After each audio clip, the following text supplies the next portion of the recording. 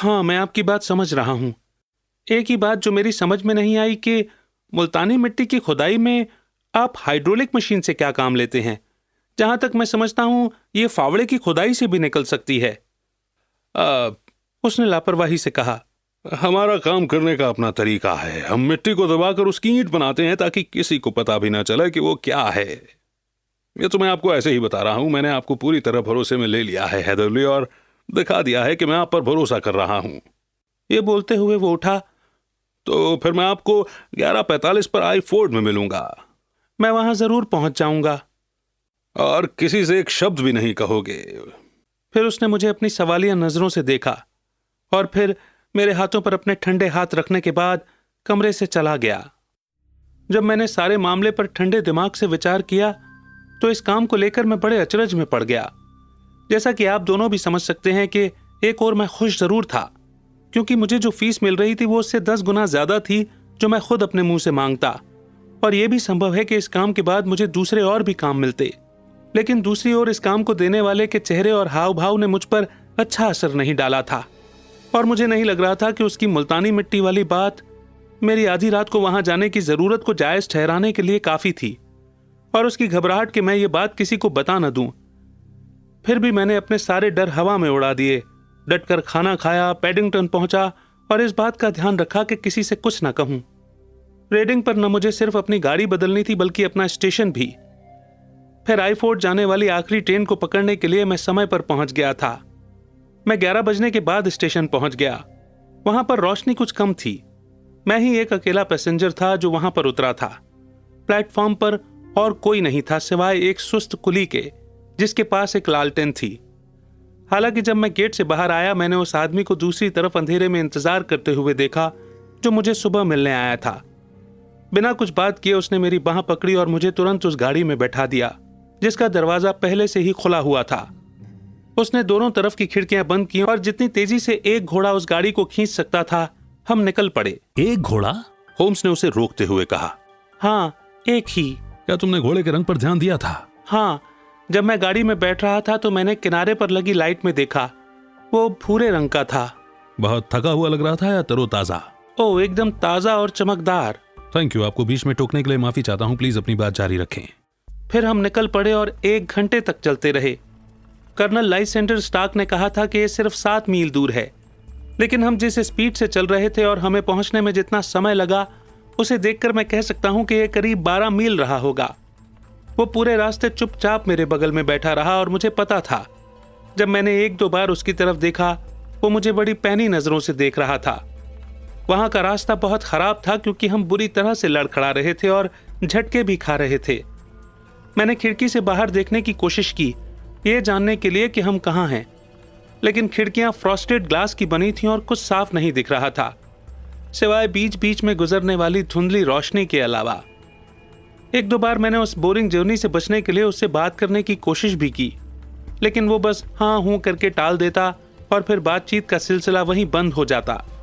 आखिर में उबड़ खाबड़ रास्ते की जगह सपाट समतल रास्ता आया और गाड़ी रुक गई। कर्नल लाइसेंडर स्टार्क बाहर कूदा और उसके पीछे पीछे मैं भी कूदा और उसने तुरंत मुझे हमारे सामने वाले दरवाजे के अंदर खींच लिया। हम गाड़ी से उतरते ही एक हॉल में आ गए, इसलिए मैं उस घर को बाहर सामने से नहीं देख पाया।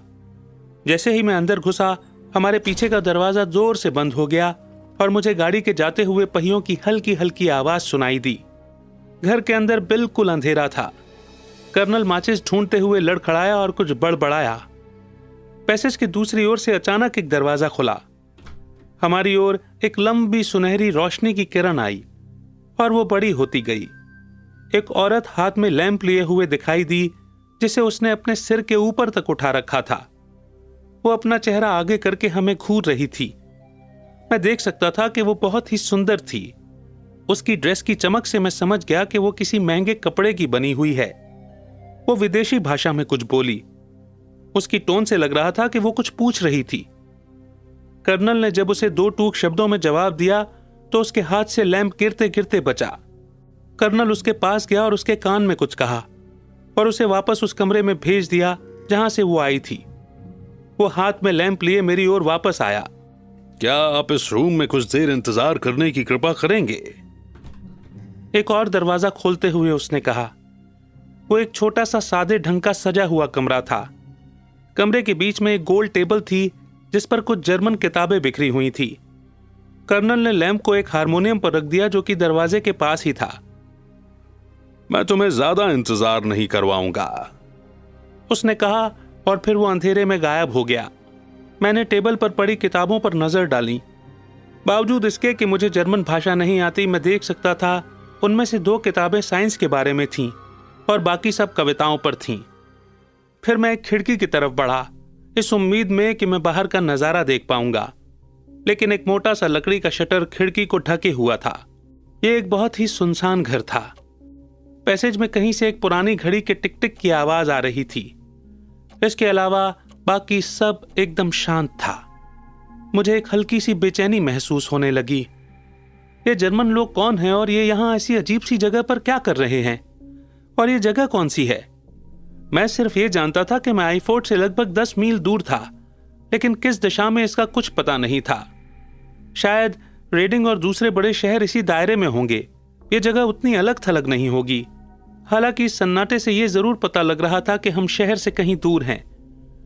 मैं कमरे में इधर उधर घूमने लगा। मैं मन ही मन दबी आवाज में एक धुन गुनगुनाने लगा, अपना हौसला बनाए रखने के लिए कि मैं वाकई में 50 सोने के सिक्के कमाने वाला हूं। अचानक से उस सन्नाटे में बिना किसी आहट के धीरे से मेरे कमरे का दरवाजा खुला। दरवाजे पर एक औरत खड़ी थी। उसके पीछे हॉल में अंधेरा था। मेरे लैंप की लाइट उसके उत्सुक और सुंदर चेहरे पर पड़ रही थी। उसे देखते ही मैं समझ गया कि वो बहुत डरी हुई है। ये देखकर मेरे दिल की धड़कन और भी बढ़ गई।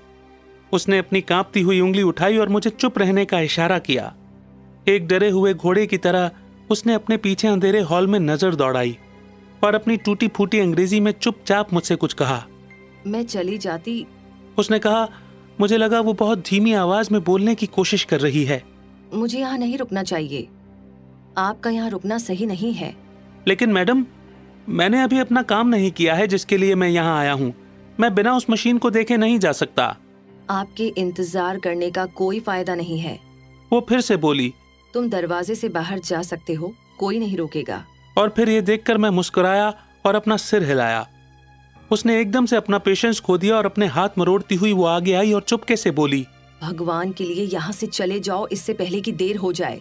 लेकिन मैं थोड़ा जिद्दी स्वभाव का हूँ। मुझे वो काम करने में मजा आता है जिसमें अड़चनें आती हैं। मैंने उन 50 सोने के सिक्कों, अपनी थकावट और इस मनहूस रात के बारे में सोचा।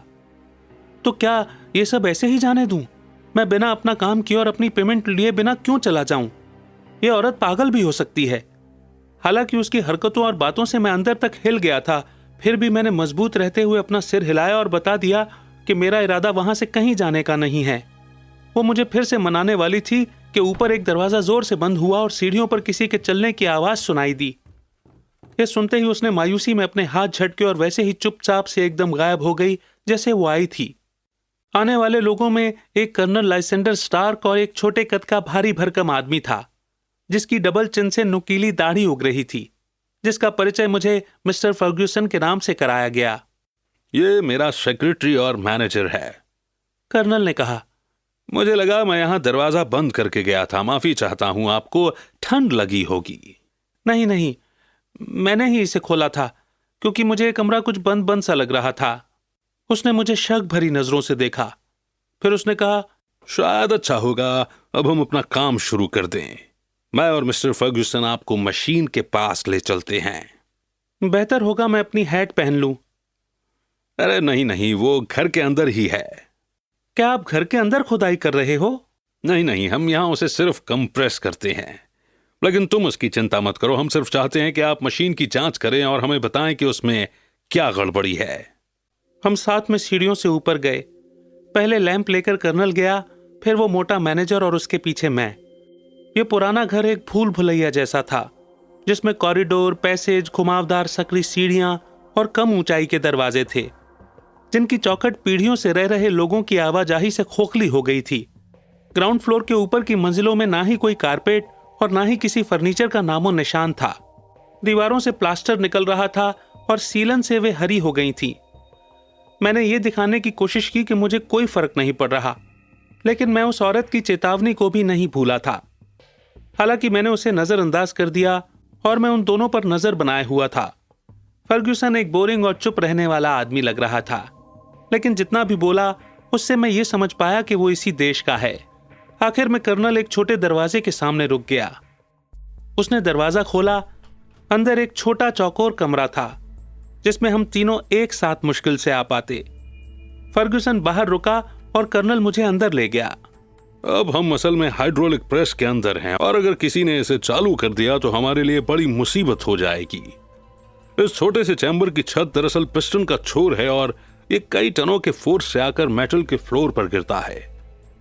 बाहर के पानी के लेटरल कॉलम है जिससे ये फोर्स मिलती है और आप तो जानते ही हैं कि ये किस तरह उस फोर्स को कई गुना बढ़ा देती है और आगे ले जाती है।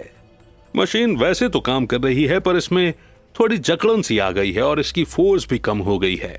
शायद आप इसे देखकर बता पाएंगे कि हम इसे कैसे ठीक कर सकते हैं।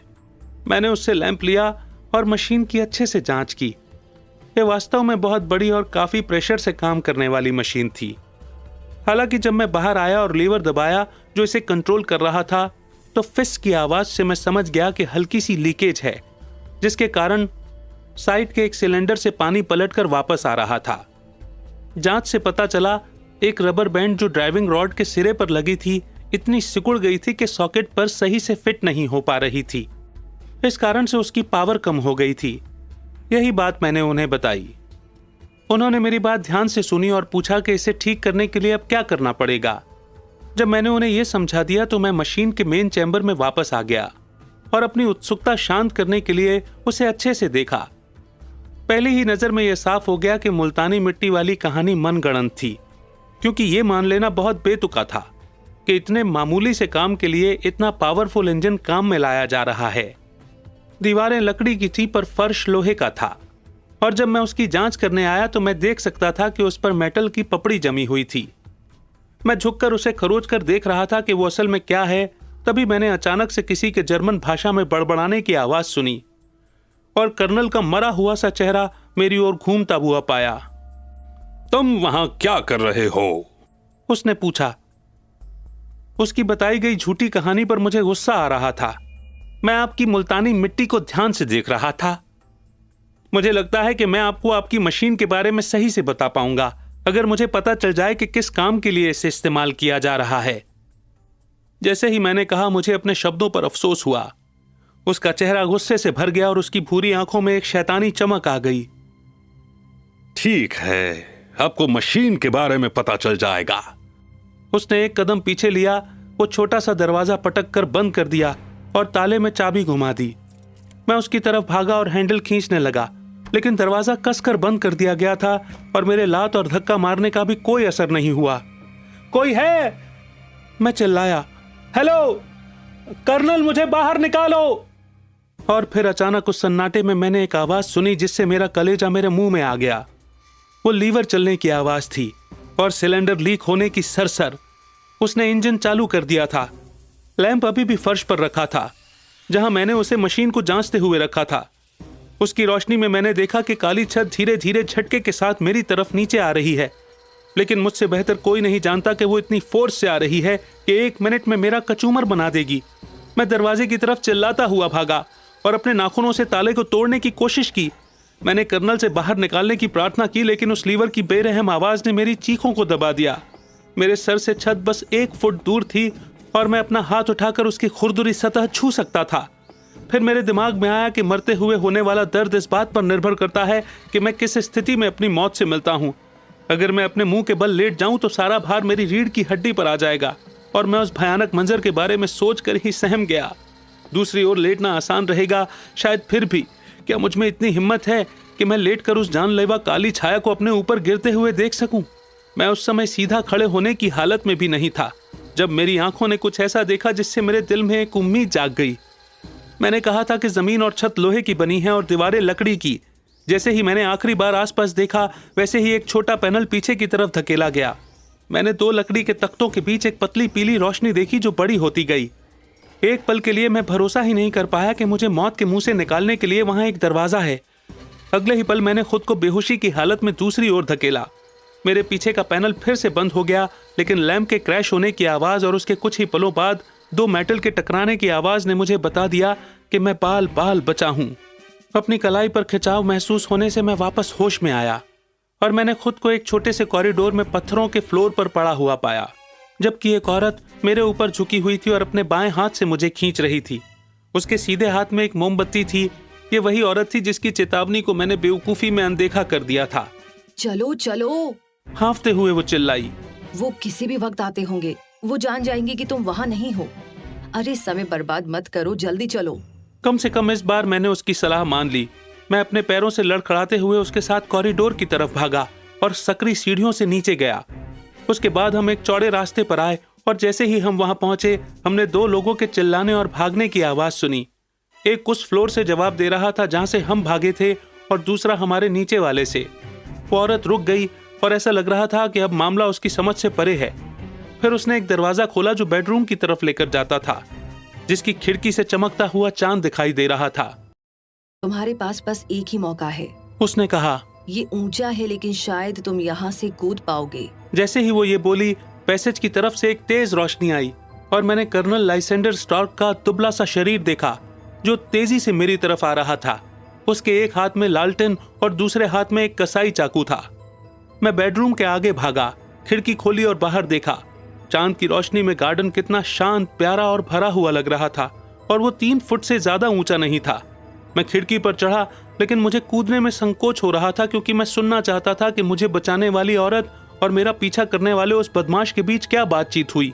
अगर उसके साथ कुछ भी गलत हुआ तो किसी भी कीमत पर मुझे उसको बचाने के लिए वापस जाना ही होगा। ये ख्याल मेरे दिमाग में बस आया ही था कि वो उस औरत को अपने रास्ते से हटाते हुए दरवाजे तक आ गया, लेकिन वो औरत उसे अपने हाथों से घेर कर रोकने की कोशिश करने लगी। फ्रिट्ज, फ्रिट्ज, वो अंग्रेजी में चिल्लाई। पिछली बार का अपना वादा याद करो। तुमने कहा था कि ये दोबारा नहीं होगा। वो चुप रहेगा। ओ, वो किसी को कुछ नहीं कहेगा। तुम पागल हो गई हो एलिस, वो चिल्लाया, खुद को उससे छुड़ाते हुए। तुम हम सबको बर्बाद कर दोगी। उसने काफी कुछ देख लिया है, मैं कहता हूं मुझे जाने दो।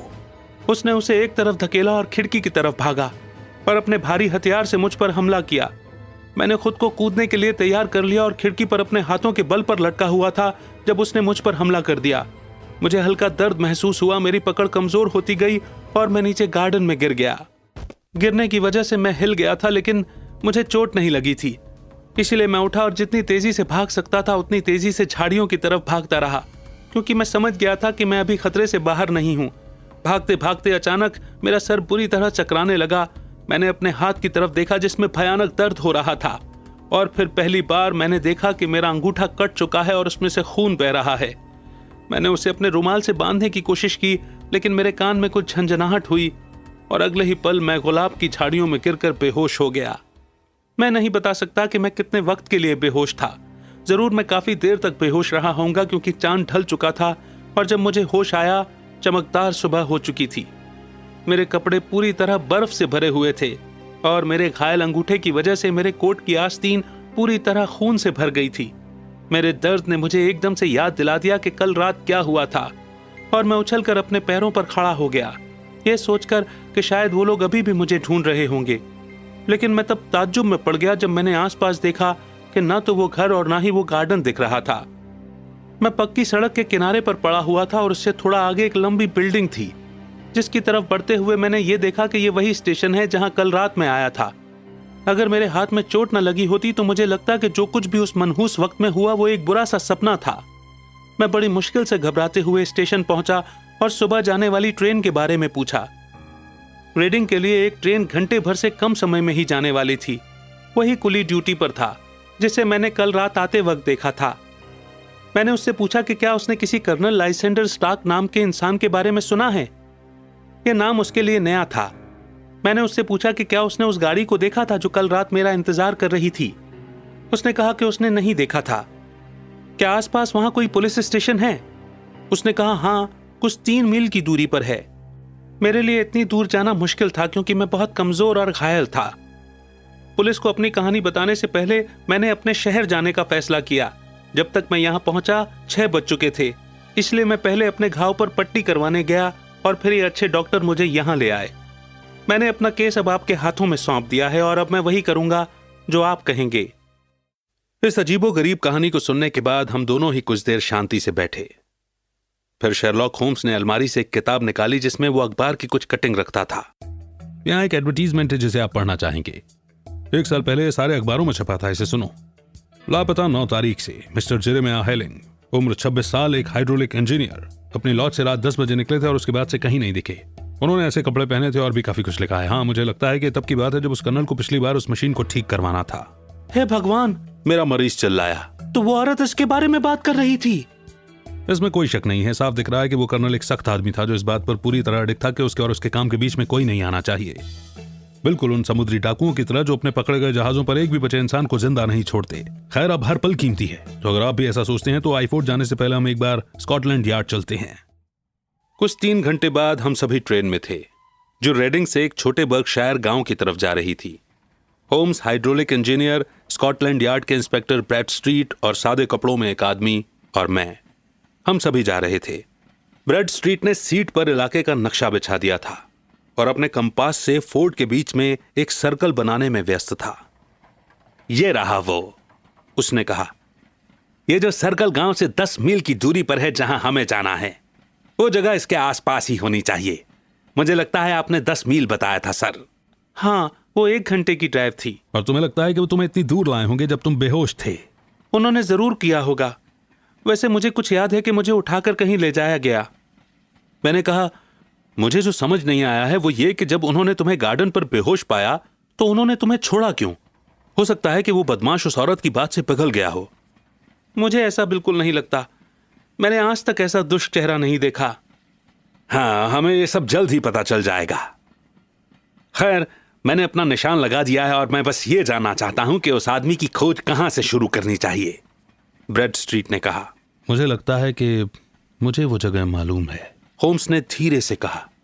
सच में? अब पुलिस वाला आदमी बोला। आपने अपनी राय बता दी है। चलो अब देखते हैं कि कौन आपके साथ है। मुझे लगता है वो दक्षिण की तरफ होंगे क्योंकि वो इलाका एकदम अलग थलग है।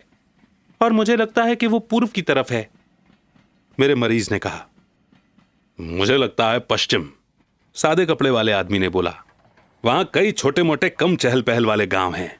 और मैं उत्तर की तरफ हूं, मैंने कहा, क्योंकि वहां पहाड़ियां नहीं हैं और हमारे दोस्त ने कहा कि उसने उस गाड़ी को ऊपर जाते नहीं देखा। चलो, पुलिस वाला आदमी हंसते हुए बोला। हम सभी की राय अलग अलग है। हम वहीं पहुंच गए जहां थे। तुम्हारी क्या राय है?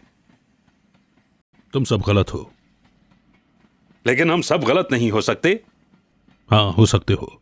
मैं इस जगह की बात कर रहा हूं। उसने सर्कल के बीचों बीच उंगली रख दी। वे हमें यहां मिलेंगे। लेकिन 12 मील की ड्राइव, हेदरली ने सांस भरते हुए कहा। 6 आना और 6 जाना आसान है। जब तुम यहां आए थे तुमने खुद कहा कि वो घोड़ा तरोताजा और चमकदार लग रहा था। ऐसा कैसे हो सकता है अगर वो 12 मील इन उबड़ खाबड़ रास्तों पर चला होता? वाकई बड़ा गुमराह किया, ब्रैडस्ट्रीट ने सोचते हुए कहा। इसमें कोई शक नहीं है कि ये बहुत खतरनाक लोग हैं। बिल्कुल, ये लोग बड़े स्केल पर जाली सिक्के बनाते हैं और उन्हें बनाने के लिए इस मशीन का इस्तेमाल करते हैं। हमें कुछ समय से पता था कि एक चालाक गिरोह इस काम में लगा हुआ है, इंस्पेक्टर ने कहा। वे लोग हजारों की संख्या में चांदी के सिक्के बना रहे हैं। हम इनका पता लगाते लगाते रेडिंग तक पहुंच गए थे, लेकिन उससे आगे नहीं जा पाए क्योंकि उन्होंने अपने सुराग इस तरह छुपा रखे हैं जिससे पता चलता है कि वो पुराने खिलाड़ी हैं। लेकिन अब किस्मत से एक मौका मिला है। मुझे लगता है कि अब हम उन्हें पकड़ लेंगे। लेकिन इंस्पेक्टर गलत था, क्योंकि कानून के हाथ आना इन अपराधियों की फितरत नहीं थी। जब हमारी ट्रेन एयरफोर्ट स्टेशन पहुंची तो हमें पास के पेड़ों से धुएं का एक गुबार उठता हुआ दिखाई दिया जो आसमान में शुतुरमुर्ग के पंख की तरफ फैल गया था। किसी के घर में आग लगी है क्या? ट्रेन के आगे बढ़ते ही ब्रैडस्ट्रीट ने पूछा। जी सर, स्टेशन मास्टर ने कहा। यह कब हुआ? मुझे सुनने में आया कि रात में शुरू हुई थी सर, लेकिन ये बढ़ती ही गई और अब पूरे घर में फैल गई है। किसका घर है ये? डॉक्टर बेचर का। मुझे बताओ, क्या डॉक्टर बेचर एक जर्मन दुबला पतला सा लंबी तीखी नाक वाला इंसान है? इंजीनियर बीच में ही बोला।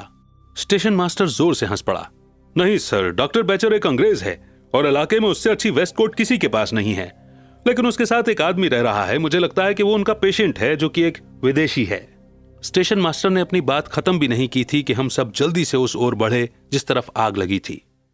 सड़क एक छोटी सी पहाड़ी पर थी और हमारे सामने एक बड़ी सी सफेद बिल्डिंग जिसकी खिड़कियों से आग की लपटें निकल रही थीं। जबकि गार्डन में सामने की तरफ से 3 फायर इंजन आग पर काबू पाने की नाकाम कोशिश कर रहे थे। यही है, हैदरली जोश में चिल्लाया। यही है वो पत्थरों वाला ऊबड़ खाबड़ रास्ता, और ये रही गुलाब की झाड़ियां जहां मैं पड़ा था। मैं उस दूसरी वाली खिड़की से कूदा था। चलो, कम से कम आपने बदला ले लिया। इसमें कोई शक नहीं है कि वो तुम्हारा ही लैंप था जिसे उस मशीन ने चकनाचूर कर दिया। उससे लकड़ी की दीवारों में आग लग गई। जाहिर है उस वक्त वे लोग तुम्हारा पीछा करने में मसरूफ थे। ध्यान से देखो, शायद तुम्हारे कल रात के दोस्त यहीं भीड़ में हो। हालांकि मुझे डर है कि वे लोग अब तक यहाँ से 100 मील दूर तक निकल चुके होंगे। और होम्स का डर सही निकला, क्योंकि उस दिन के बाद ना ही किसी ने उस सुंदर औरत और उस मनहूस जर्मन के बारे में सुना, और ना ही उस बोरिंग अंग्रेज के बारे में। उस दिन सुबह एक किसान ने कुछ लोगों को बड़े बड़े बक्सों के साथ एक घोड़ा गाड़ी में तेजी से रेडिंग की ओर जाते हुए देखा, लेकिन उसके बाद उनके सारे निशान गायब हो गए, और होम्स का तेज दिमाग भी उनके बारे में कोई सुराग नहीं ढूंढ पाया। आग बुझाने आए फायरमैन उस बिल्डिंग के अंदर के अजीब से हालात को देखकर हैरान थे, और उससे भी ज्यादा उस कटे हुए अंगूठे को देख जो उन्हें दूसरी मंजिल की खिड़की पर मिला था। हालांकि सूरज ढलने तक उनकी आग बुझाने की कोशिश सफल रही और उन्होंने लपटों को शांत कर दिया, लेकिन तब तक उसकी छत गिर चुकी थी और वो जगह इस तरह बर्बाद हो चुकी थी कि सिवाय कुछ मुड़े हुए सिलेंडर और लोहे के पाइप के उस मशीन का कुछ नहीं बचा, जो बेचारे इंजीनियर को बहुत महंगी पड़ी। घर के पास एक छोटे से कमरे में निकेल और टिन के टुकड़ों का ढेर मिला, लेकिन वहां कोई भी सिक्के नहीं थे। वे शायद उन बक्सों में भरकर ले जाए गए होंगे जिनके बारे में वो किसान बता रहा था। ये शायद एक रहस्य ही बना रह जाता कि हमारा हाइड्रोलिक इंजीनियर गार्डन से उस जगह कैसे पहुंच गया जहां उसे होश आया था, अगर वे हल्के निशान न मिलते जिससे कहानी बिल्कुल साफ हो गई थी। उसे 2 लोगों ने उठाया था, जिनमें से एक के पैर काफी छोटे और दूसरे के बड़े थे। कुल मिलाकर जरूर उस गुमसुम अंग्रेज जो अपने साथी से कम खतरनाक था, उसने ही उस बेहोश आदमी को खतरे से बाहर ले जाने में औरत की मदद की होगी। जैसे ही हम एक बार फिर लंदन जाने के लिए अपनी सीट पर बैठे, इंजीनियर ने अफसोस के साथ कहा, अच्छा, ये बड़ा ही अच्छा सौदा रहा। मैंने अपना अंगूठा गवा दिया और अपनी फीस 50 सोने के सिक्के भी, और मुझे क्या मिला? अनुभव, होम्स ने हंसते हुए कहा। ये शायद किसी और तरीके से आपको फायदा करे। आपको बस इसे सही शब्दों में बयां करना है और आपकी शौहरत एक शानदार साथी के तौर पर उम्र भर आपके साथ रहेगी। दोस्तों, इसी के साथ ये केस यहीं पर सॉल्व होता है, यानी कि स्टोरी यहीं पर समाप्त होती है, और उम्मीद करते हैं कि आपको ये स्टोरी बेहद पसंद आई होगी। आपके एक्सपीरियंसेस, आपकी फीलिंग्स, आपके अनुभव जरूर कमेंट सेक्शन में साझा करें।